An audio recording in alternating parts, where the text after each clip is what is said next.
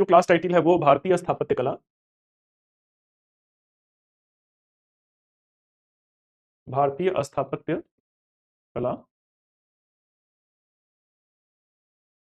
Part 2 है। अब इसके अंतर्गत हम लोग कहां पे हैं? तो हम लोग जो है मौर्यकालीन कला पर हैं। मौर्यकालीन कला के अंतर्गत जो है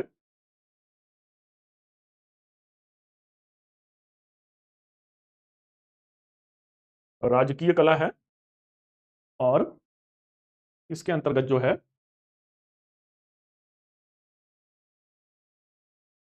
लोक कला है।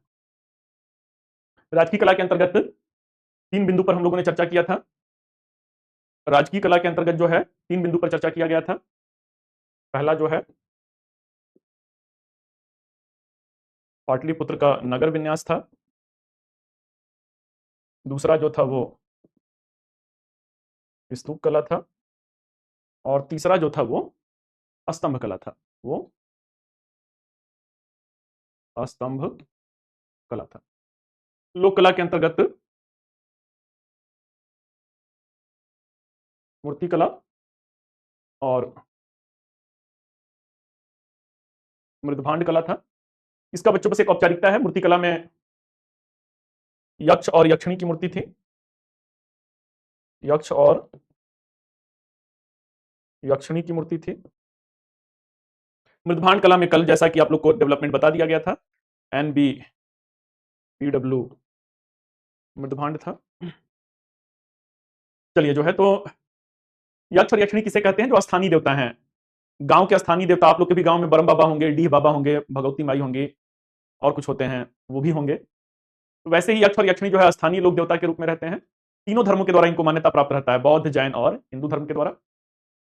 बर्तन पे बात हो चुकी है। कल पाटलिपुत्र का नगर विन्यास हो गया है। अब हम लोग आगे बढ़ेंगे कहां पे? मौर्यकालीन स्तूप कला। कहां पे बढ़ेंगे भाई? मौर्यकालीन स्तूप कला। स्तूप क्या था? तो स्तूप जो है बौद्ध धर्म का पूजा स्थल है। स्तूप का मतलब क्या होता है? स्तूप का मतलब ढूहा होता है। सर्वप्रथम स्तूप का उल्लेख जो है, स्तूप का उल्लेख हमें ऋग्वेद काल से ही मिलता है। महात्मा बुद्ध की मृत्यु कब हुआ था भाई? मृत्यु 483 BC में हुआ था। 483 ईसा पूर्व में महात्मा बुद्ध दुनिया से जा चुके थे। अब जाने के बाद वो कौन सा वो रहता है ना, बाहुबली पिक्चर का वो कुछ रहता है ना कि छोड़ गया जो तू कैसे जिएंगे हम, कुछ वैसा ही जो बौद्ध धर्म के अनुयायी हैं, बौद्ध धर्म के जो फॉलोअर हैं, उनके लिए कुछ ऐसा ही हो जाता है कि बुद्ध जी आप चले गए, अब कैसे जिएंगे हम। तो इस तरीके से क्या है, इस तरीके से जो है अब महात्मा बुद्ध की जो पूजा है, इनकी जो पूजा है वो बौद्ध अनुयायियों के द्वारा, वो बौद्ध अनुयायियों के द्वारा स्तूप पूजा के रूप में किया जाता है। स्तूप पूजा के रूप में किया जाता है। महात्मा बुद्ध अगर नहीं रहे हैं तो अब उनको कैसे याद किया जाए, कैसे उनका ध्यान किया जाए? तो स्तूप पूजा के माध्यम से किया जाएगा। इस तरीके से स्तूप के विविध प्रकार हो जाते हैं। स्तूप संरचना के विविध प्रकार हो जाते हैं। मुख्यतः 4 प्रकार के स्तूप आप लोग को देखने को मिलेंगे। मुख्यतः जो है 4 प्रकार के स्तूप देखने को मिलेंगे। पहला कौन सा है? तो पहला जो है शारीरिक स्तूप है। शारीरिक स्तूप है। यह वह स्तूप है बच्चों, महात्मा बुद्ध जब मर जाते हैं तो उनके मृत्यु के पश्चात उनके जो अस्थि अवशेष रहते हैं, जैसे कि उनका दांत है, उनका केस है, उनका नाखून है, मतलब उन्हें तो भाई बौद्ध धर्म में भगवान के रूप में देखा गया। तो बौद्ध धर्म में भगवान के रूप में देखा गया तो कुछ भी शरीर का अंग है, भाग है, उसे स्तूप में डाल दिया गया और मान लिया गया कि वह हमारे बीच में ही है, यह पवित्र स्थल हो चुका है। तो जिन स्तूपों में महात्मा बुद्ध से जुड़े विभिन्न प्रतीक चिन्हों को, जैसे दांत है, केस है, नाखून है, डाला गया, तो शरीर का कोई ना कोई अंश है, तो उसे शारीरिक स्तूप कहा गया। अगला बच्चों कौन सा स्तूप है? तो अगला जो है पारिभोगिक स्तूप है। अगला जो है पारिभोगिक स्तूप है। जो पारिभोगिक स्तूप है, इसमें किस प्रकार का स्तूप है? महात्मा बुद्ध के जीवन में जो भी उपभोग की गई वस्तुएं हैं, जैसे जिस बर्तन में उन्होंने खाना खाया, जो खड़ाऊ है, खड़ाऊ समझ रहे हैं, उनके द्वारा उपभोग की गई जो भी वस्तुएं हैं उसे स्तूप संरचना में डाल दिया गया और कह दिया गया भाई कि ये पारिभोगिक स्तूप है, उनके द्वारा उपभोग की गई वस्तुएं जो हैं इसमें है। अगला बच्चों कौन सा है, तो अगला जो है उद्देशिक स्तूप है। उद्देशिक स्तूप है। उद्देशिक स्तूप किसे कहते हैं, तो उद्देशिक स्तूप जो है, महात्मा बुद्ध अपने पूरे जीवन काल में जिन जिन पवित्र स्थलों पे गए थे वहां वहां पे स्तूप का निर्माण किया गया। भाई उसका जहां जहां पे गए थे महात्मा बुद्ध अपने जीवन काल में, उसका ज्ञान प्राप्ति के पश्चात, तो पहले तो उनका नाम सिद्धार्थ था भाई ना। सिद्धार्थ कपिलवस्तु के पाक के गणराज्य में शुद्धोधन के पुत्र के रूप में रहते हैं। जब ज्ञान प्राप्ति मिलता है 35 वर्ष की अवस्था में, तब वो तथागत या महात्मा बुद्ध कहे गए। तो ज्ञान प्राप्ति के साथ वो जहां जहां गए वो पवित्र स्थल थे, वहां कुछ उद्देश्य था, इस तरीके से जो है उसे उद्देशिक स्तूप कहा गया। अब उनके द्वारा पवित्र स्थल कौन से हैं भाई, तो बोध गया में उन्हें ज्ञान प्राप्ति हुआ, सारनाथ में उन्होंने प्रथम उपदेश दिया, कुशीनगर में उनकी मृत्यु हुआ था, लुम्बिनी में उनका जन्म हुआ था। इन सारे पवित्र स्थलों पे जो भी स्तूप बने उन्हें उद्देशिक स्तूप कहा गया। अगला कौन सा है, तो अंतिम जो है संकल्पित स्तूप है। संकल्पित स्तूप है। संकल्पित स्तूप किसे कहा गया भाई, तो संकल्पित स्तूप जो बौद्ध धर्म को मानने वाले जो भिक्षु हैं उनके द्वारा जो स्तूपों का निर्माण कराया गया in respect of Lord Buddha, they were called the संकल्पित स्तूपा। तो चलिए बच्चों, इस तरीके से स्तूप संरचना के विविध प्रकार में कितने प्रकार भाई, तो विविध प्रकार में जो है कुल 4 प्रकार, कुल 4 प्रकार है। आइए अब आगे बढ़ते हैं। अगला जो है स्तूप संरचना का एक पिक बनाया जाए। स्तूप का शाब्दिक अर्थ मैंने कहा ढूहा होता है, तो एक अर्धवृत्ताकार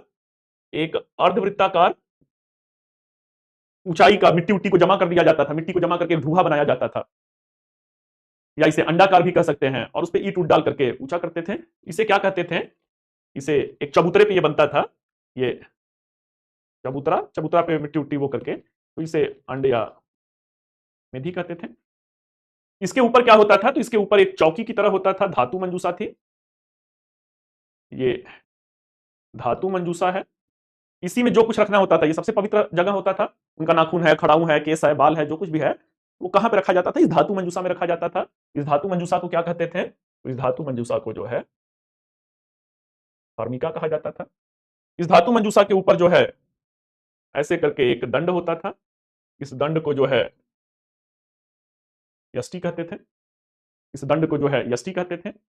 यष्टि के ऊपर 3 छतरियां थी, ऐसे करके जो है 3 छतरियां थी, इसे क्या कहते थे, तो इसे जो है छत्र कहते थे।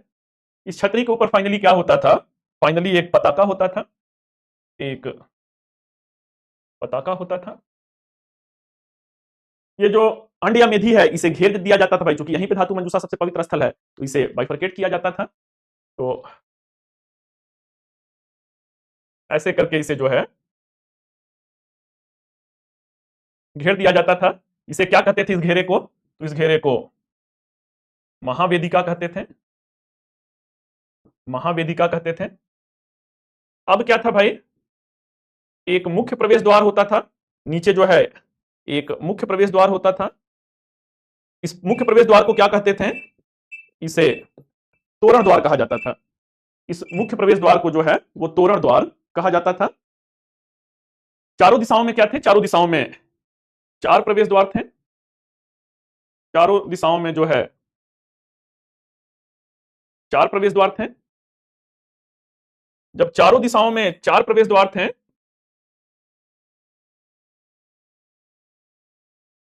और यहां पे भी क्या था भाई, तो यहां पे भी कुछ ऐसे ऐसे खंभे लगे हुए थे, ऐसे ऐसे खंभे लगे हुए थे, और इन खंभों पर क्या है, ये वाला जो बाहरी घेरा है इसे क्या कहते थे, इसे जो है वेदिका कहते थे। अब बच्चों ये जो खाली स्थान है वेदिका और महावेदिका के बीच में, मंदिर में जाते हैं तो चक्कर मार लेते हैं भगवान जी का ना, एग्जाम उग्जाम रहता है तो कुछ ज्यादा वाला चक्कर 11 चक्कर मार देते हैं, सामान्य दिन रहता है तो एक ही चक्कर में भगवान लगता है कि संतुष्ट हैं। तो ये जो चक्कर मारने के लिए खाली स्थान है इसे क्या कहते थे, तो इसे जो है प्रदक्षिणा पथ कहते थे। इसे क्या कहते थे, इसे जो है प्रदक्षिणा पथ कहा जाता था। तो ये क्या हो गया भाई, ये स्तूप संरचना हो गया। अब इन खंभों पर भी ऐसे 3-3 स्टिक होते थे, इन खंभों पर भी ऐसे ऐसे 3 स्टिक होते थे। अब बच्चों गौर करने वाली बात यह है कि छतरी भी 3 है, ये भी 3 है, तो ये 3 ही क्यों है, 2 क्यों नहीं है, 1 क्यों नहीं है, 4 या 5 क्यों नहीं है? तो ये 3-3 जो है इसका अपना एक प्रतीकात्मक अर्थ है। प्रतीकात्मक अर्थ मीन्स की बौद्ध धर्म के त्रिरत्न का सिद्धांत है। त्रिरत्न का सिद्धांत बुद्धम शरणम गच्छामि, धम्मम शरणम गच्छामि, संघम शरणम गच्छामि। बुद्धम शरणम गच्छामि, धम्मम शरणम गच्छामि, संघम शरणम गच्छामि। महात्मा बुद्ध के शरण में जाओ, धम्म के शरण में जाओ, संघ के शरण में जाओ। तो ये क्या है भाई? ये कंप्लीट स्तूप संरचना है। मैं हट जा रहा हूं बेटा, आप बना रहे हैं तो बना लीजिए, एग्जाम में अगर पूछेगा तो देना ही पड़ेगा, एग्जाम में अगर पूछेगा तो देना ही पड़ेगा।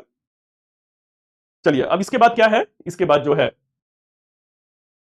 मौर्य काल का सबसे प्रमुख स्तूप कौन है? तो सबसे प्रमुख स्तूप जो है सांची का स्तूप है। सबसे प्रमुख स्तूप जो है वो सांची का स्तूप है। आइए अब आगे बढ़ते हैं और स्तंभ कला पे आते हैं। अगला कौन सा है? तो अगला जो है मौर्यकालीन स्तंभ कला है। मौर्यकालीन स्तंभ कला है। मौर्यकालीन स्तंभ कला जो है इसके 4 भाग थे, इसके 4 भाग थे। 4 भाग में नीचे क्या था? नीचे जो है एक आशमक पत्थर था, नीचे जो है ये एक आसमक जो है वो पत्थर है। एक आसमक पत्थर ये पहला भाग है, एक आसमक पत्थर ये एक पहला भाग है। दूसरा भाग क्या है भाई? तो दूसरा भाग जो है ये उल्टी कमलाकृति है या उल्टी घंटाकार आकृति है। उल्टा कमल का आकार कैसे होगा बच्चों? कुछ ऐसे होगा, कुछ ऐसे होगा। ये दूसरा भाग है, उल्टी घंटाकृति या कमलाकृति है। स्तंभ कला भाई प्राचीन काल में जब पढ़ा रहा था मौर्यकालीन अभिलेख तो कुल 7 स्तंभ लेख थे, अगर दिमाग पे जोर डालेंगे तो याद आएगा। इस उल्टी कमल आकृति के ऊपर क्या था? तो इसके ऊपर जो है एक चौकी था, एक चौकी था। इस चौकी पे क्या है? इस चौकी पे जो है तीसरा भाग जो है ये अबैकस है, एक चौकी है। इसी चौकी पर क्या है? इसी चौकी पर अशोक चक्र है। और इसी चौकी पे क्या लिखा गया है बच्चों? मुंडकोपनिषद से लिया गया शब्द जो है सत्यमेव जयते लिखा गया है, सत्यमेव जयते लिखा गया है। आप भी आईपीएस बनेंगे, आईएएस बनेंगे, आपका भी जो ऑफिस है उसके पीछे जो है सत्यमेव जयते या टेबल पे जो झंडा है ऐसे क्रॉस करके झंडा जो होता है, तो बच्चों ये क्या है? ये हमारा एक ध्येय वाक्य है, एक हमारे जो है वैल्यूज को दिखाता है कि सत्य की हमेशा विजय होता है। अब इस चौकी के ऊपर विभिन्न स्तंभों में विभिन्न पशु आकृतियां हैं। तो इसके ऊपर क्या है? इसके ऊपर फाइनली जो है ये जो विविध पशु आकृति है, पशु आकृति है, ये चौथा भाग हो गया। सारनाथ वाले में, सारनाथ स्तंभ लेख में बच्चों 4 लॉयन है, 4 शेर मिलता है। तो ये क्या हो गया? ये मौर्यकालीन स्तंभ कला हो गया। कोई डाउट है मौर्यकालीन कला पे तो फटाफट पूछ लीजिए। फिर से मैं एक बार हट जाता हूं बोर्ड से, आप अगर करना चाहते हो देख के कर लीजिए।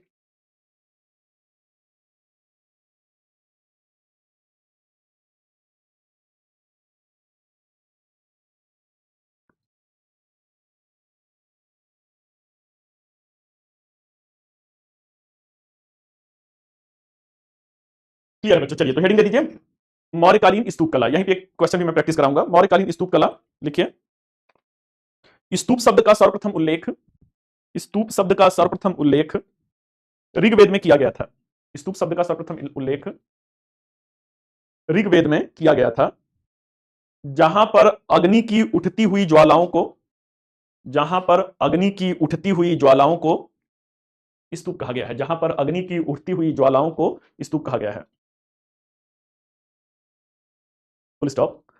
स्वयं महात्मा बुद्ध ने, स्वयं महात्मा बुद्ध ने महापुरुषों के शरीर पर, स्वयं महात्मा बुद्ध ने महापुरुषों के शरीर पर धातु समाधि बनाने का उल्लेख किया है। स्वयं महात्मा बुद्ध ने महापुरुषों के शरीर पर धातु समाधि बनाने का उल्लेख किया है। Next point. उपयोगिता के आधार पर, उपयोगिता के आधार पर, उपयोगिता के आधार पर अथवा उद्देश्य के आधार पर स्तूप संरचना के 4 प्रकार देखने को मिलते हैं। उपयोगिता के आधार पर अथवा उद्देश्य के आधार पर स्तूप संरचना के 4 प्रकार देखने को मिलते हैं। डैश देकर के लाइन चेंज, हेडिंग दे दीजिए शारीरिक स्तूप, हेडिंग दे दीजिए शारीरिक स्तूप। इस स्तूप में महात्मा बुद्ध तथा उनके प्रमुख शिष्यों के इस स्तूप में महात्मा बुद्ध तथा उनके प्रमुख शिष्यों के शरीर के महात्मा बुद्ध तथा उनके प्रमुख शिष्यों के शरीर के विविध अंग जैसे कि दांत, केश, महात्मा बुद्ध के शरीर के विविध अंग जैसे कि दांत, केश, नाखून आदि रखे जाते थे। दांत, केश, नाखून आदि रखे जाते थे। नेक्स्ट, पारिभोगिक स्तूप। नेक्स्ट, पारिभोगिक स्तूप। देखिए, इस स्तूप में महात्मा बुद्ध के द्वारा उपयोग में लाई गई वस्तुएं, इस स्तूप में महात्मा बुद्ध के द्वारा उपयोग में लाई गई वस्तुएं जैसे कि भिक्षा पात्र, उपयोग में लाई गई वस्तुएं जैसे कि भिक्षा पात्र, चरण पादुका, आसन आदि रखे जाते थे। चरण पादुका, आसन आदि रखे जाते थे। नेक्स्ट, उद्देशिक स्तूप लिखिए, इनमें वे स्तूप उद्देशिक स्तूप में लिखिए, इनमें वे स्तूप आते हैं जिन्हें महात्मा बुद्ध के जीवन की घटनाओं से, इनमें वे स्तूप आते हैं जिनमें महात्मा बुद्ध के जीवन की घटनाओं से संबंधित अथवा उनकी यात्रा से पवित्र हुए स्थान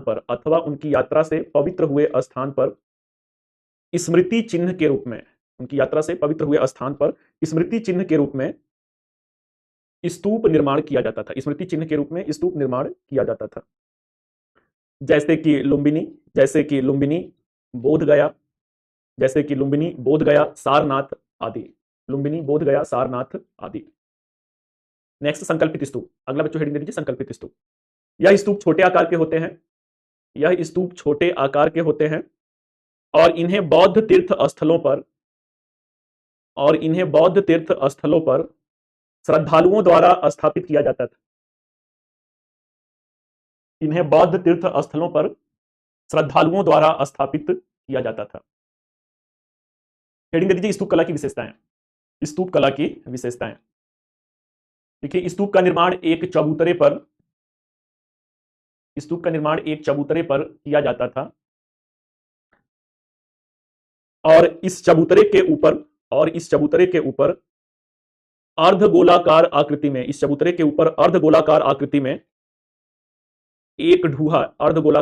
एक ढूहा ऑब्लिक टीला बनाया जाता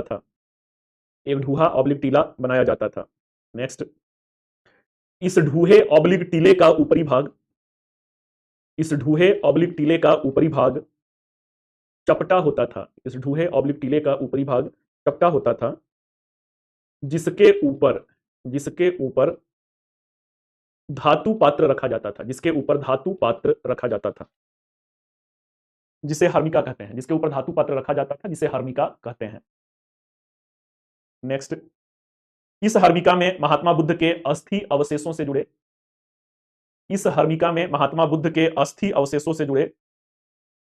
धातु मंजूषा को रखा जाता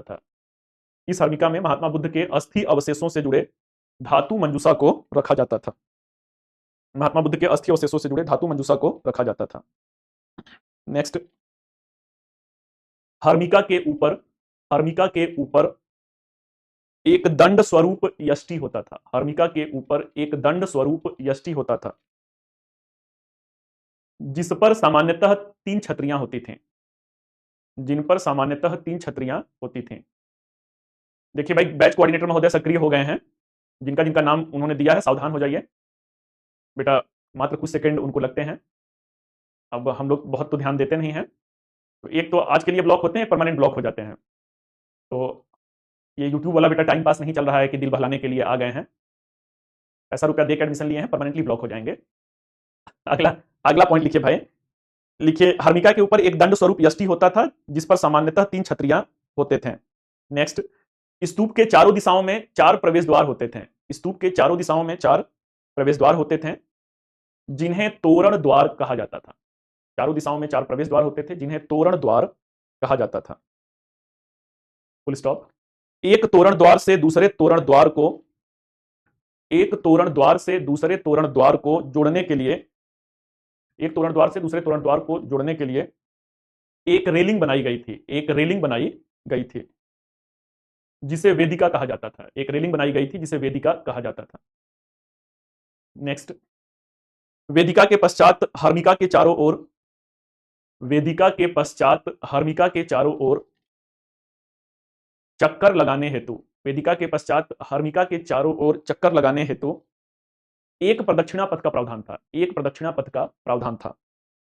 नेक्स्ट, मौर्यकालीन स्तूपों के अंतर्गत मौर्यकालीन स्तूपों के अंतर्गत सबसे प्रमुख स्तूप सांची का स्तूप था। सबसे प्रमुख स्तूप सांची का स्तूप था। हालांकि बौद्ध साहित्य में ऐसा माना गया था हालांकि बौद्ध साहित्य में ऐसा माना गया है कि हालांकि बौद्ध साहित्य में ऐसा माना गया है कि सम्राट अशोक ने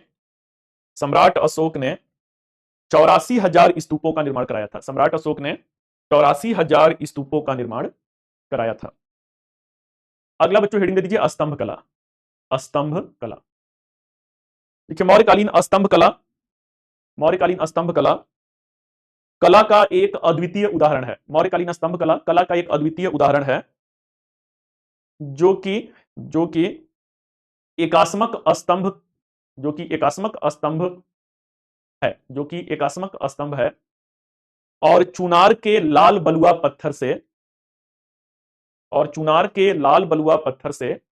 निर्मित किया गया है। चुनार के लाल बलुआ पत्थर से निर्मित किया गया है। नेक्स्ट, स्तंभ कला के 4 भाग दृष्टिगोचर होते हैं। स्तंभ कला के कुल 4 भाग थे। स्तंभ कला के कुल 4 भाग थे। डैश देकर के 1 2 3 4 कीजिए। 1 कीजिए। प्रथम भाग एकास्मक पत्थर था। दूसरा, द्वितीय भाग उल्टी घंटाकार आकृति था। नेक्स्ट, तृतीय भाग एकास्मक पत्थर के ऊपर एक सपाट चौकी था। तृतीय भाग एकास्मक पत्थर के ऊपर एक सपाट चौकी था। तृतीय भाग एकास्मक पत्थर के ऊपर एक सपाट चौकी था। नेक्स्ट, चौथा भाग उस चौकी के ऊपर विभिन्न पशु आकृतियां थीं। चौथा भाग उस चौकी के ऊपर विभिन्न पशु आकृतियां थीं। एक प्रश्न लिखिए। क्या आप इस कथन से सहमत हैं कि मौर्यकालीन स्तंभ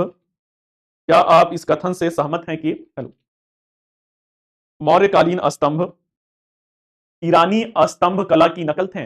मौर्यकालीन स्तंभ ईरानी स्तंभ कला की नकल थे। अपने मत के समर्थन में प्रासंगिक उदाहरणों के साथ एक विश्लेषणात्मक परिचर्चा रखें। अपने मत के समर्थन में प्रासंगिक उदाहरणों के साथ एक विश्लेषणात्मक परिचर्चा रखें। चलिए बेटा लिखिए। कुछ इतिहासकारों का ऐसा मानना है, 150 शब्द में है बच्चों, ये प्रश्न 150 शब्द में है। देखिए, कुछ इतिहासकारों का ऐसा मानना है कि मौर्यकालीन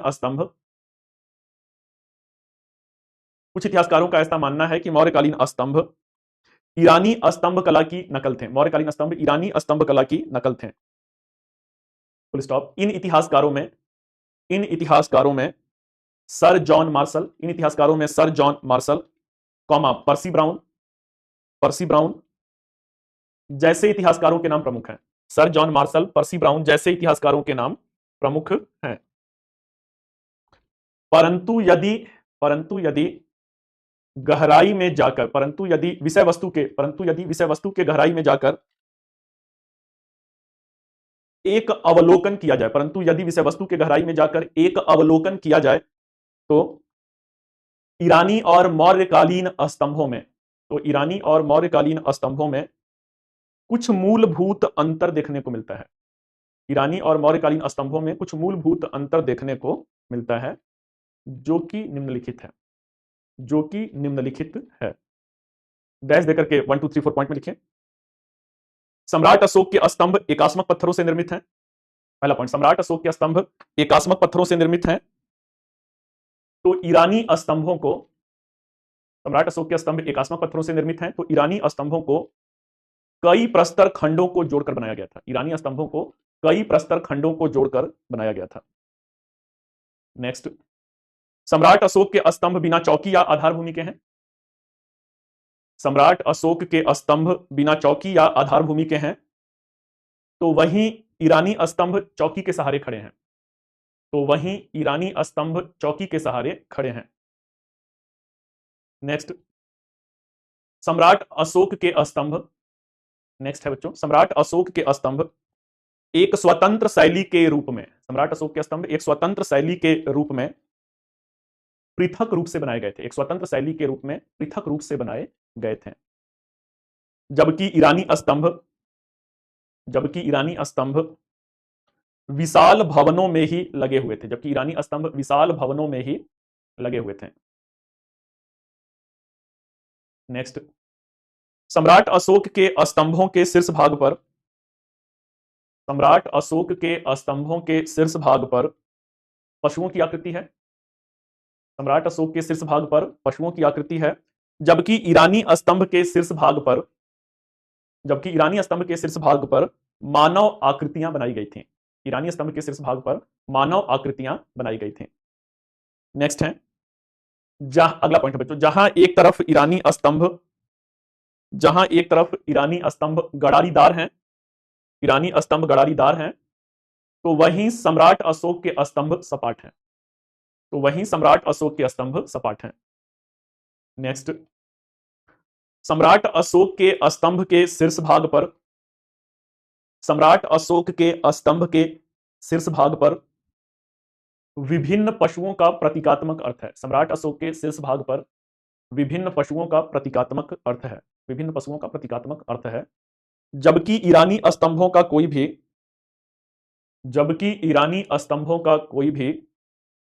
प्रतीकात्मक महत्व नहीं है। जबकि ईरानी स्तंभों का कोई भी प्रतीकात्मक महत्व नहीं है। चलिए भाई, तो यहां पे आकर के हम लोगों का मौर्यकालीन स्थापत्य कला समाप्त हुआ। अब बच्चों हम लोग आगे बढ़ेंगे और मौर्योत्तर कालीन स्थापत्य कला को देखा जाएगा। मौर्योत्तर कालीन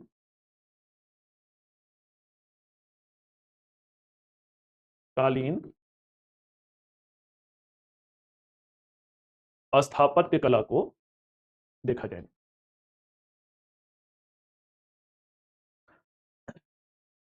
मौर्योत्तर कालीन स्थापत्य कला में मुख्यतः क्या आएगा भाई? तो में मुख्यतः जो है मूर्ति कला है। इसी के इर्द गिर्द बच्चों जो है पूरा मौर्योत्तर कालीन स्थापत्य कला घूमता है। गांधार कला शैली है, मथुरा कला शैली है, अमरावती कला शैली है। इसके अलावा जो है स्तूप स्थापत्य किसी भी काल का पूछा जाएगा तो सारा का सारा आप जो मौर्य काल में लिखवाया हूं पूरा का पूरा वही होगा, बस उदाहरण उस काल का दे देना है। सांची का स्तूप मौर्योत्तर काल में भी है, भरहुत का स्तूप है, तो स्तूप कला है। और क्या है? गुहा कला है।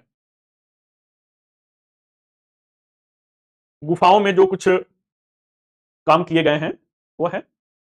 मूर्ति कला के अंतर्गत बच्चों मैंने कहा जो है 3 प्रमुख मूर्ति कला केंद्र थे। 3 प्रमुख मूर्ति कला केंद्र थे। जो 3 प्रमुख मूर्ति कला केंद्र था इसमें जो है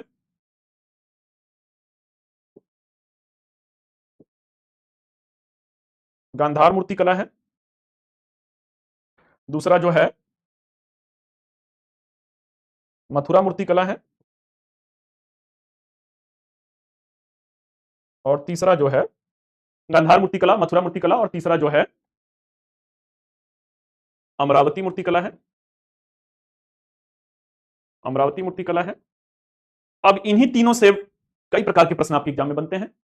एक तो स्पेसिफिक प्रश्न पूछ देगा, गांधार मूर्ति कला के मुख्य विशेषताओं पर सविस्तार चर्चा करें, या गांधार मूर्ति कला के मुख्य विशेषताओं पर चर्चा करते हुए इस पे हिंद यूनानी प्रभाव पर सविस्तार चर्चा करें। अगला जो है मथुरा मूर्ति कला केंद्र है। मथुरा मूर्ति कला केंद्र में इसकी विशेषताओं को बताना है, या अमरावती मूर्ति कला की विशेषताएं पूछेगा। एक स्टेप बेटा अगर डीप में जाएगा अगर एक स्टेप और कठिन प्रश्न बनाएगा तो किसी दो का अंतर और समानता बताने को कहेगा। जैसे गांधार और मथुरा मूर्तिकला की मुख्य विशेषताओं को बताते हुए दोनों मूर्तिकला के मध्य मौलिक भिन्नता के बिंदु को स्पष्ट करें। या ऐसे उत्तर बनाम दक्षिण कर सकता है। उत्तर भारत में दो थे, गांधार और मथुरा था, दक्षिण भारत में अमरावती था। कहेगा मौर्योत्तरकालीन उत्तर भारतीय और दक्षिण भारतीय मूर्तिकला के मध्य समानता और असमानता के बिंदु को उदाहरण स्पष्ट करें। किसी भी प्रकार का प्रश्न बेटा पूछे, हम लोग एक चार्ट अभी का अभी बनाएंगे और प्री के साथ साथ मेंस के, खास करके मेंस के प्रश्न को बहुत ही आसानी से कर लेंगे। तो आइए जो है एक चार्ट आप मेरे साथ बनाएंगे। ये चार्ट बेटा आप मेरे साथ बनाएंगे, मैं फिर नोट्स नहीं बनवाऊंगा, आप ये मेरे साथ बनाएंगे। तो ऐसे कर लेते हैं। पहला मुद्दा जो होगा ये तुलनात्मक बिंदु है।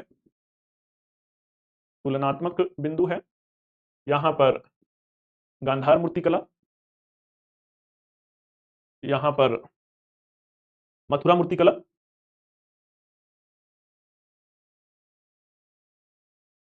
और यहां पर अमरावती मूर्तिकला। गांधार, मथुरा और अमरावती मूर्तिकला।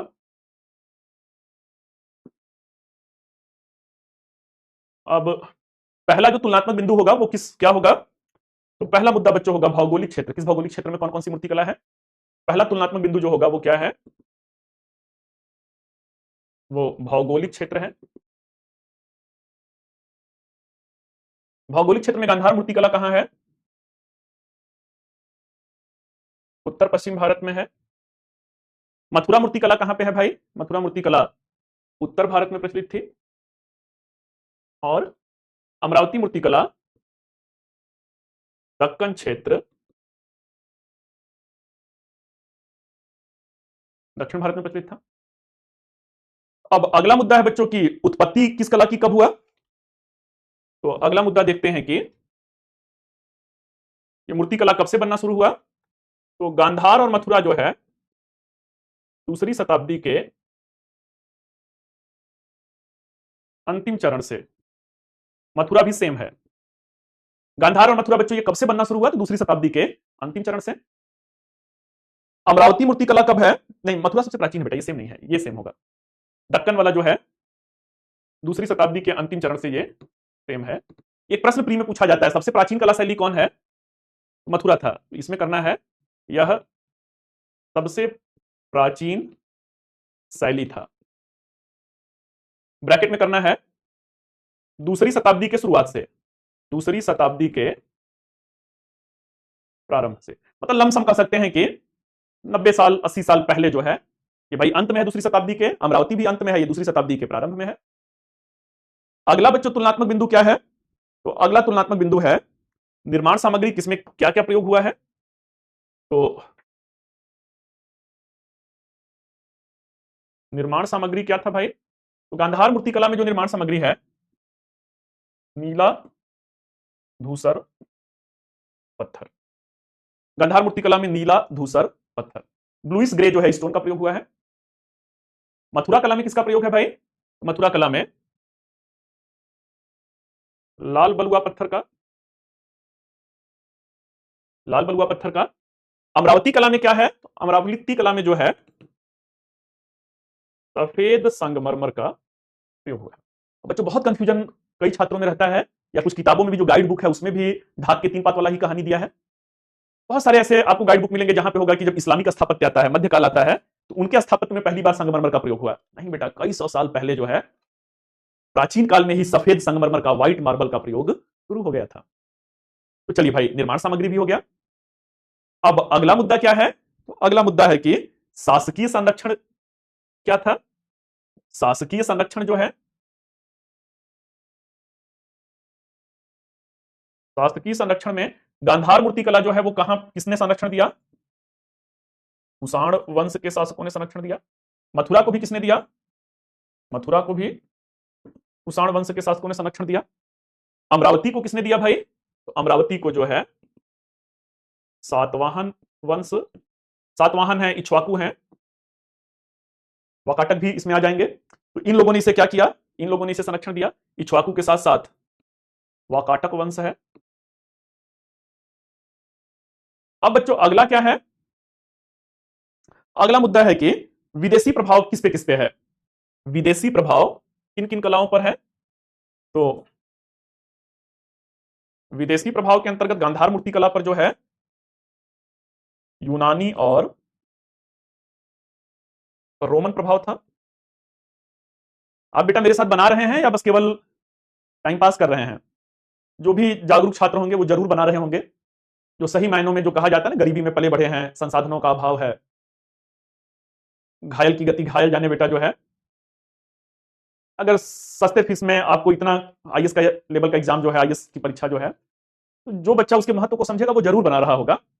हाँ बेटा मैं जानता हूं, वो तालाब को जो एक मछली गंदा करती है, वैसे ही वो कुछ दो चार ही फालतू होते हैं ना जो कमेंट बॉक्स में बकवास करते रहते हैं, बाकी बच्चे बहुत ही होनहार होते हैं।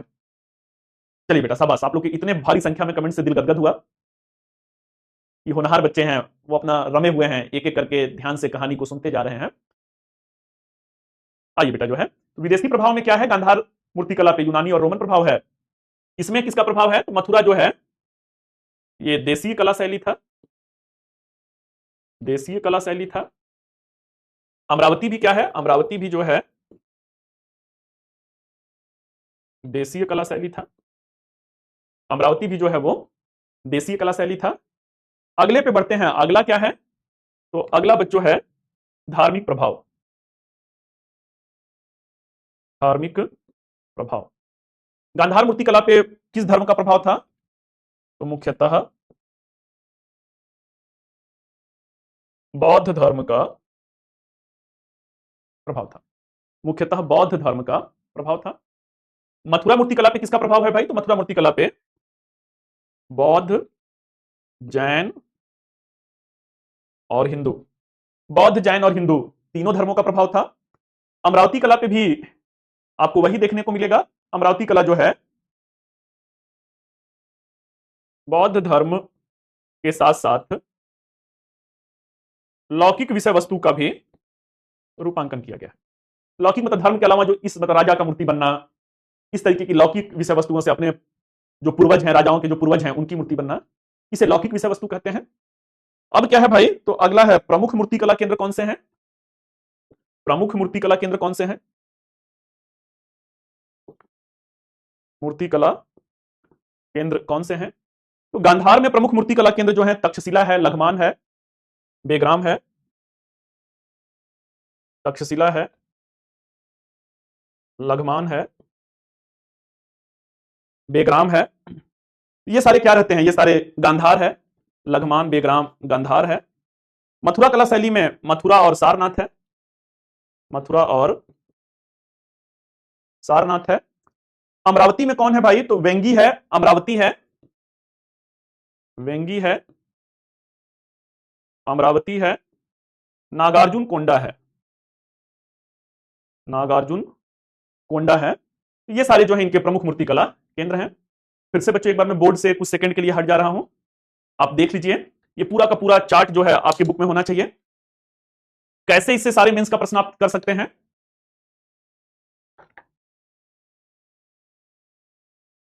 इतने सारे बिंदु पर आप बताइए। अगर केवल एक से पूछ दे कि मथुरा मूर्तिकला की विशेषता बताइए, अमरावती मूर्तिकला की बताइए, तो एक एक पॉइंट सब उसके बताते चलिए आप जो है। मौर्योत्तर काल की मान लीजिए मथुरा, मौर्योत्तर काल में मथुरा जो है उत्तर भारत का एक प्रमुख मूर्तिकला केंद्र था।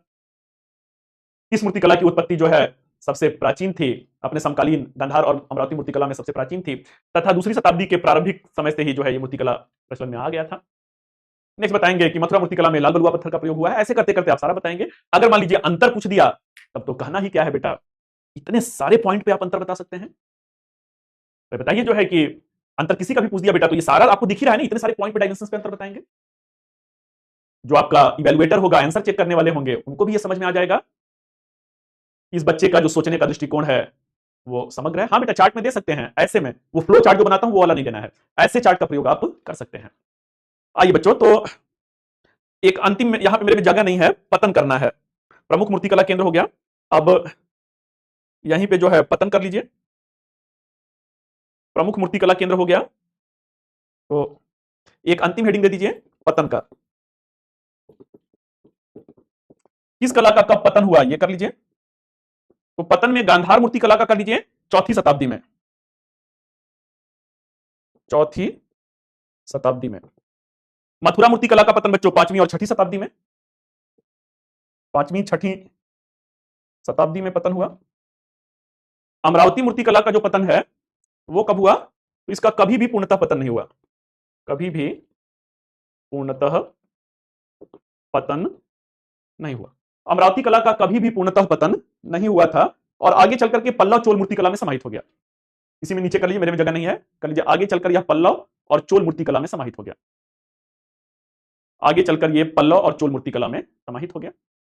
अब बच्चों हेडिंग दे दीजिए, हेडिंग दे दीजिए गांधार कला पर यूनानी रोमन प्रभाव। ये प्रश्न अभी मुझे लग रहा है कि 1-2 साल पहले ही आपकी जीएस के मेंस में पूछा गया था। तो आप हेडिंग दे दीजिए गांधार कला पर यूनानी रोमन प्रभाव, लिखिए यूनानी रोमन प्रभाव। उसके नीचे हेडिंग दे दीजिए यूनानी प्रभाव, यूनानी प्रभाव लिखिए। महात्मा बुद्ध की कुछ मूर्तियों में, महात्मा बुद्ध की कुछ मूर्तियों में उन्हें मूछ, मूछ होता है बेटा ना, उन्हें मूछ और पगड़ी के साथ दिखाया गया, उन्हें मूछ और पगड़ी के साथ दिखाया गया है, जो यूनानी प्रभाव का स्पष्ट उदाहरण है, जो यूनानी प्रभाव का स्पष्ट उदाहरण है। नेक्स्ट अगला पॉइंट है महात्मा बुद्ध की गोलाकार आंखें, महात्मा बुद्ध की गोलाकार आंखें यूनानी प्रभाव को स्पष्ट करती हैं। महात्मा बुद्ध की गोलाकार आंखें यूनानी प्रभाव को स्पष्ट करती हैं। महात्मा बुद्ध की गोलाकार आंखें यूनानी प्रभाव को स्पष्ट करती हैं। नेक्स्ट महात्मा बुद्ध की मूर्ति में भाव शून्यता, महात्मा बुद्ध की मूर्ति में भाव शून्यता एवं यांत्रिक जड़ता, भाव शून्यता एवं यांत्रिक जड़ता यूनानी प्रभाव का उदाहरण है। भाव शून्यता एवं यांत्रिक जड़ता यूनानी प्रभाव का उदाहरण है। नेक्स्ट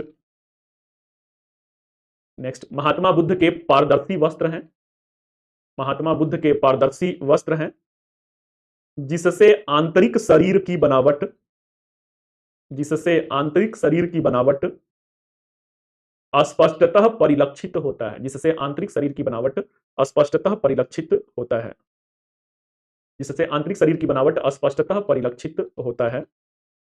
यह भी यूनानी प्रभाव है, यह भी यूनानी प्रभाव है। नेक्स्ट शारीरिक सुंदरता पर अत्यधिक महत्व देते हुए, शारीरिक सुंदरता पर अत्यधिक महत्व देते हुए महात्मा बुद्ध की मूर्तियों को, शारीरिक सुंदरता पर अत्यधिक महत्व देते हुए महात्मा बुद्ध की मूर्तियों को यूनानी देवता अपोलो के रूप में दर्शाया गया है। शारीरिक सुंदरता पर अत्यधिक महत्व देते हुए महात्मा बुद्ध की मूर्तियों को यूनानी देवता अपोलो के रूप में दर्शाया गया है। हेडिंग दे दीजिए बच्चों गांधार कला पर रोमन प्रभाव। अगला हेडिंग है गांधार कला पर रोमन प्रभाव, लिखिए गांधार कला शैली में बुद्ध की मूर्तियों को, गांधार कला शैली में बुद्ध की मूर्तियों का मानव शरीर के रूप में, बुद्ध की मूर्तियों का मानव शरीर के रूप में यथार्थवादी रूपांकन किया गया है। गांधार कला शैली में बुद्ध मूर्तियों का मानव शरीर के रूप में यथार्थवादी रूपांकन किया गया है, यथार्थवादी रूपांकन किया गया है। Full stop. यह रोमन कला शैली का प्रमुख उदाहरण था, यह रोमन कला शैली का प्रमुख उदाहरण था, यह रोमन कला शैली का प्रमुख उदाहरण था।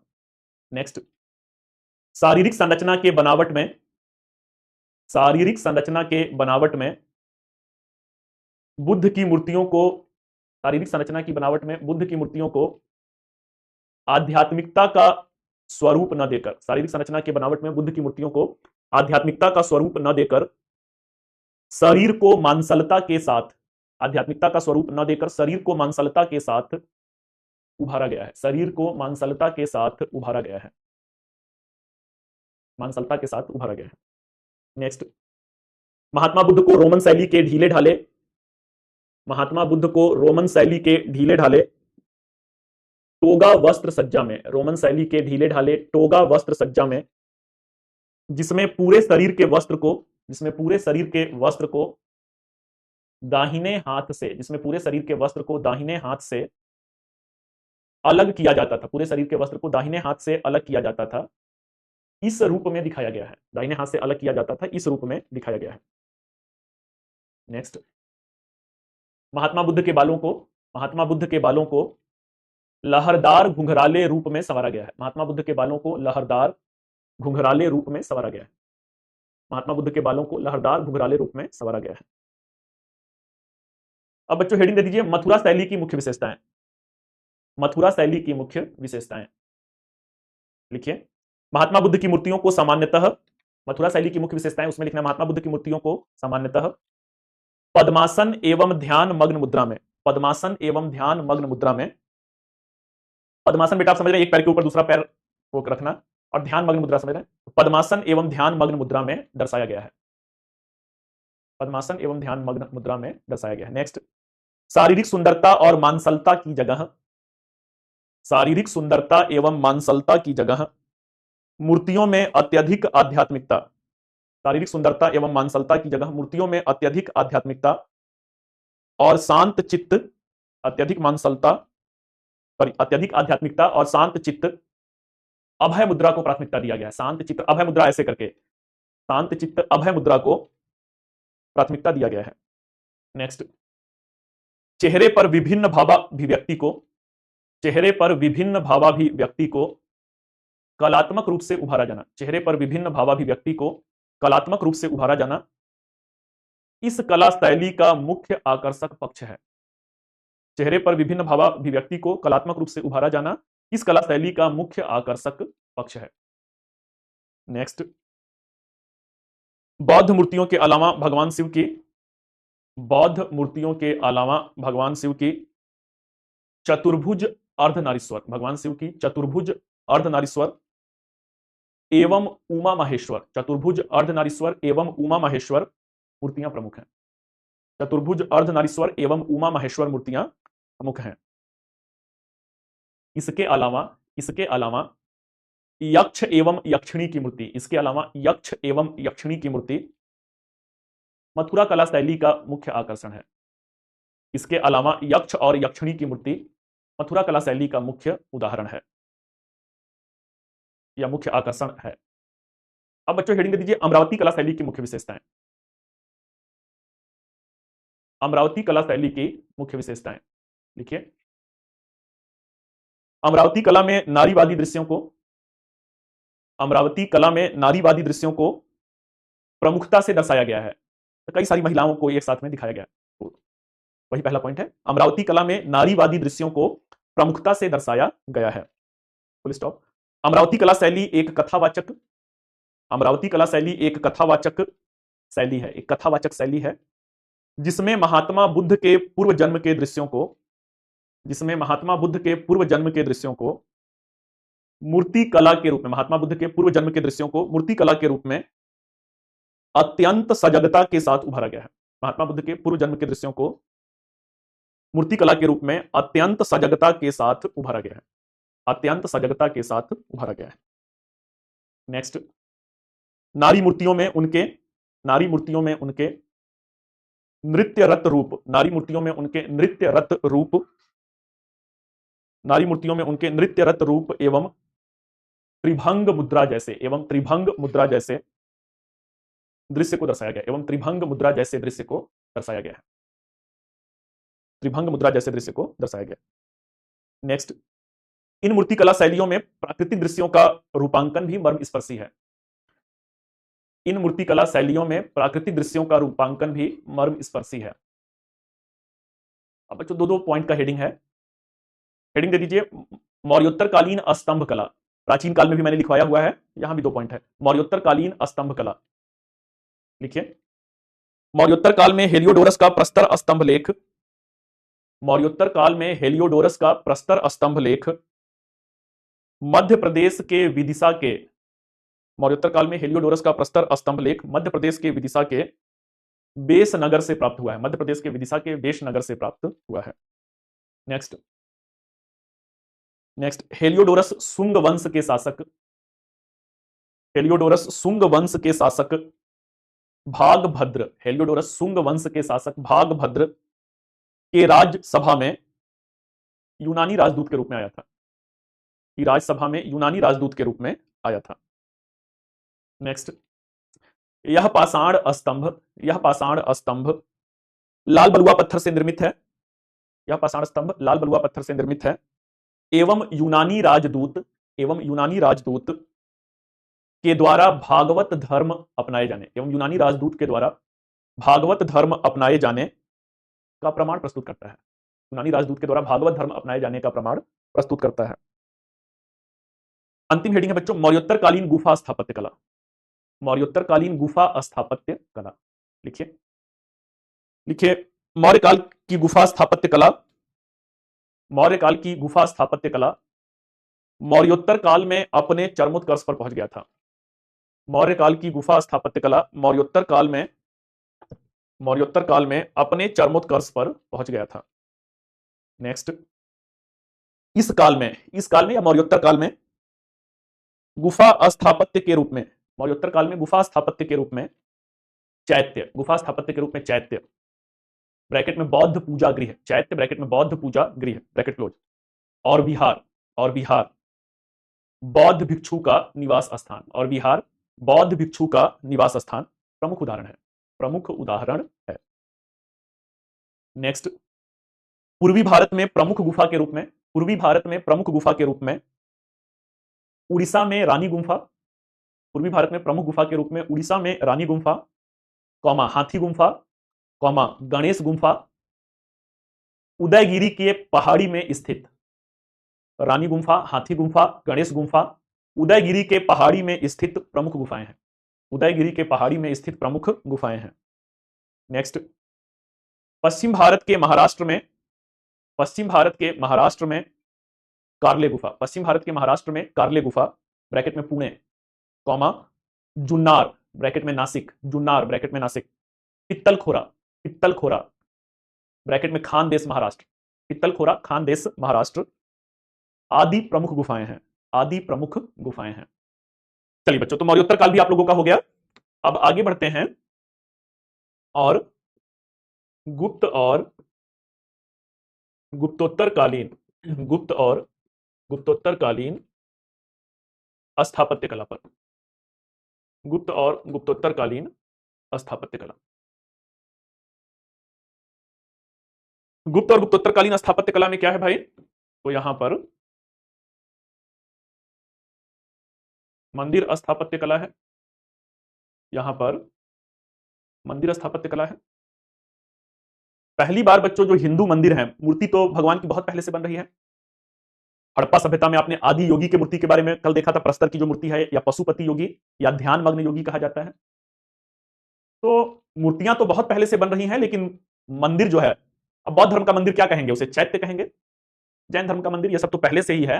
इन हिंदू धर्म का जो मंदिर है, जैसे भगवान Shiva, Parvati, Vishnu etcetera and etcetera, तो पहली बार कान खोल के सुनिएगा, कब से बना? गुप्त काल से बनना शुरू हुआ। अब चूंकि दोनों को मर्ज करके हम लोग देख रहे हैं, गुप्त और गुप्तोत्तरकालीन स्थापत्य कला में मंदिर स्थापत्य कला। मंदिर स्थापत्य कला की आगे चलकर तीन प्रमुख शैलियां उभरती हैं। तीन प्रमुख क्षेत्रीय शैलियां थी। ये कौन सी तीन प्रमुख क्षेत्रीय शैली है भाई? तो ये जो है नागर शैली है, नागर शैली है। दूसरा जो है द्राविड़ शैली है, दूसरा जो है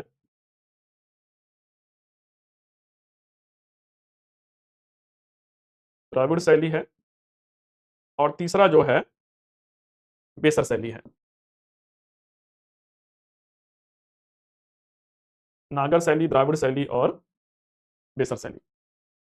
there were the three school of architecture, Nagara, Dravida and बेसर। अब देखते हैं भाई नागर शैली कहां पे था। तो नागर शैली जो है उत्तर भारत में प्रचलित मंदिर स्थापत्य कला की शैली है। गुप्त बेटा उत्तर भारत में ही है। बेसर शैली कहां पे है? तो बेसर शैली जो है दक्कन क्षेत्र में है। जैसे अमरावती कला शैली दक्कन क्षेत्र में है। दक्कन अगर कहा जाए तो दक्कन का पठार जो है उसी को दक्कन क्षेत्र कहते हैं, महाराष्ट्र, आंध्र प्रदेश, तेलंगाना का क्षेत्र। द्राविड़ शैली कहां पे है भाई? तो द्राविड़ शैली जो है सुदूर दक्षिण भारत में है, सुदूर दक्षिण भारत में। द्राविड़ शैली जो है वो सुदूर दक्षिण भारत में है। कल बेटा आप लोग की क्लास में नहीं ले पाऊंगा, अपने पिताजी को हॉस्पिटल में दिखाना है, तो पहले से ही बता दे रहा हूं कि आप लोग परेशान मत होइएगा। कल आप लोग की क्लास नहीं होगी। कुछ पारिवारिक जिम्मेदारियां होती हैं बच्चों, जिसे टाला नहीं जा सकता है। तो चलिए, जो है द्राविड़ शैली कहां पे है? सुदूर दक्षिण भारत में है। अब अगला मुद्दा यह हो जाता है कि नागर शैली को मुख्यतः संरक्षण किसने दिया था? तो नागर शैली को गुप्त, गुप्तोत्तर और राजपूत वंश के समय में, या राजपूत युग कहते हैं, उस युग में ये क्या हुआ, उस युग में ये मंदिर स्थापत्य की नागर शैली अपने चरमोत्कर्ष पे पहुंच गया। मंदिर स्थापत्य की नागर शैली अपने चरमोत्कर्ष पे पहुंच गया। बेसर शैली कहां पे है भाई? मेरी ऑप्शनल की क्लास है बेटा, आप लोगों के बाद जो है मेरी ऑप्शनल होता है, ऑप्शनल के बाद फिर जो है एनसीईआरटी होता है, एनसीईआरटी का बैच इवनिंग में चलता है, बैक टू बैक जो है क्लासेस जो है वो पैक होते हैं। तो चलिए भाई, दक्कन क्षेत्र हो गया। दक्कन क्षेत्र में किसने संरक्षण दिया? तो चालुक्य वंश ने संरक्षण दिया। चालुक्य, राष्ट्रकूट वंश ने संरक्षण दिया। विजयनगर काल में ये क्या है? विजयनगर काल में ये अपने चरमोत्कर्ष पे पहुंचे। द्राविड़ शैली को किसने संरक्षण दिया? द्राविड़ शैली को किसने संरक्षण दिया? द्राविड़ शैली को बच्चों जो है पल्लव वंश, चोल वंश, पांड्य वंश, चोल और पांड्यों के अधीन जो है द्राविड़ शैली अपने चरमोत्कर्ष पे पहुंच गया। आप लोग लिख रहे हैं मेरे साथ ना, या ये जो फ्लो चार्ट में बताता हूं एकदम एक एक जो है बेटा कॉन्सेप्ट है वो क्लियर है। तो ये सब चीजें जो है ना वो अगर स्टेटमेंट बना देगा तो हो सकता है कि आपको कठिनाई हो, तो ये मेरे साथ आप लोग करते चलिएगा। एक जनरल इंट्रोडक्शन हो गया। मंदिर स्थापत्य कला की 3 शैलियां थी। उत्तर भारत में नागर शैली, दक्कन क्षेत्र में बेसर शैली, सुदूर दक्षिण भारत में द्राविड़ शैली। किसके समय में ये कला अपने चरमोत्कर्ष पे पहुंची वो भी दे दिया गया। अब मेरे साथ फिर से सिंबॉलिक पिक बनाइएगा। पल्लव, चोल और पांड्य हैं, ठीक है। एक प्रतीकात्मक चित्र बनाएंगे कला और संस्कृति। कल आप लोग को मोटिवेशन का डोज दिया गया था। अब वो मोटिवेशन का डोज नहीं था बेटा, वो वास्तविक सत्यता है कि थोड़ा और उम्र बढ़ने दीजिए, थोड़ा और अध्ययन बढ़ने दीजिए, थोड़ा सोचने की समग्रता जैसे जैसे लाते जाएंगे सही मायनों में एहसास होगा कि मेरा भारत महान। अभी लगता होगा ना भारत में इतना सारा वो क्या है, गरीबी है, बेरोजगारी है, कुपोषण है, भ्रष्टाचार है और जितनी भी नकारात्मक बातें हैं सब दिखेगा कि भारत में है। अगर बृहद रूप से आप देखेंगे तो ये क्षणिक चीजें हैं भाई ना। आज गरीबी है, बेरोजगारी है। एक समय था कि भारत पूरे दुनिया में सोने की चिड़िया भी हुआ करता था। एक समय था कि मेरे देश की धरती सोना उगले उगले हीरे मोती था। एक समय था बच्चों, मैंने आपको इसी मौर्योत्तर काल में पढ़ाया था। हम नहीं कहते हैं, अपने मुंह मियां मिट्ठू बनना नहीं होता है भाई ना। प्लीनी रहता है, प्लीनी ने जो है नेचुरल हिस्टोरी का ग्रंथ लिखा था, वो कहा था दुनिया का सोना चाहे जहां भी हो अंततः जाके कहां पे दफन होता है? अंततः जाके भारत में दफन होता है। आज गरीबी है, बेरोजगारी है बेटा, तो एक जमाना था जो है कि भारत सोने की भी चिड़िया था, पूरे दुनिया का सोना हमारा। तो आप बृहद संदर्भ में अपने राष्ट्र के ट्रेंड को समझिए, तो वहां से जो बात दिलो दिमाग में आपके बैठेगी, हम बेटा इजराइल नहीं है, हम रूस नहीं है कि किसी कमजोर को देखे तो, या हम हमास, हिजबुल्ला और ईरान भी नहीं है। 10,000 साल के इतिहास में हमने कभी जो है किसी देश पर पहले आक्रमण नहीं किया है। तो 10,000 सालों के इतिहास में हमने कभी किसी, जबकि कोई सानी नहीं था भाई, चाहे हान मौर्य साम्राज्य रहा हो, चाहे मुगल वंश रहा हो। तो इस तरीके से क्या है, इस तरीके से जो है, आइए जो है एक प्रतीकात्मक चित्र बनाते हैं, वहां से स्पष्टता और बेहतर होगा। तो इधर जो है नागर शैली कर लेते हैं। ये नागर शैली हो गया, ये बेसर शैली हो गया, और ये जो है द्राविड़ शैली हो गया। नागर शैली में एक साधारण प्रवेश द्वार होता था, एक साधारण जो है प्रवेश द्वार होता था। इस प्रवेश द्वार के साथ एक छोटा सा हॉल होता था, इसे अर्धमंडप कहते थे। इस अर्धमंडप के साथ एक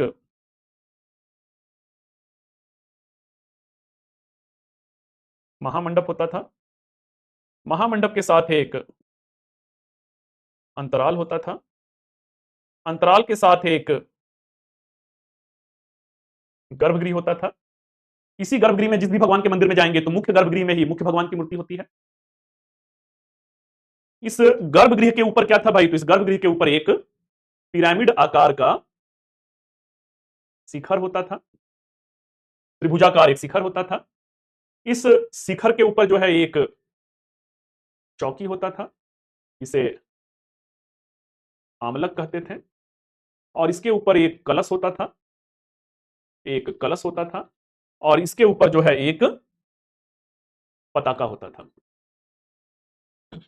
अभी स्तूप स्थापत्य में प्रदक्षिणा पथ की बात कर रहा था, तो आप लोग से बोला कि जब मंदिर जाते हैं तो गर्भगृह का 1-2 चक्कर मार ही लेते हैं। तो जो मुख्य देवता का गर्भगृह है, उसके चारों तरफ जो गलियारा है, इसे प्रदक्षिणा पथ कहते थे। इसे जो है प्रदक्षिणा पथ कहते थे। इस गर्भगृह के चारों कोनों पर जो है, गर्भगृह के चारों कोनों पर जो है 4 उप गर्भगृह होते थे। जैसे भगवान शिव के मंदिर पे गए, कुछ जल उल हमारे यहां पे चढ़ाया जाता है।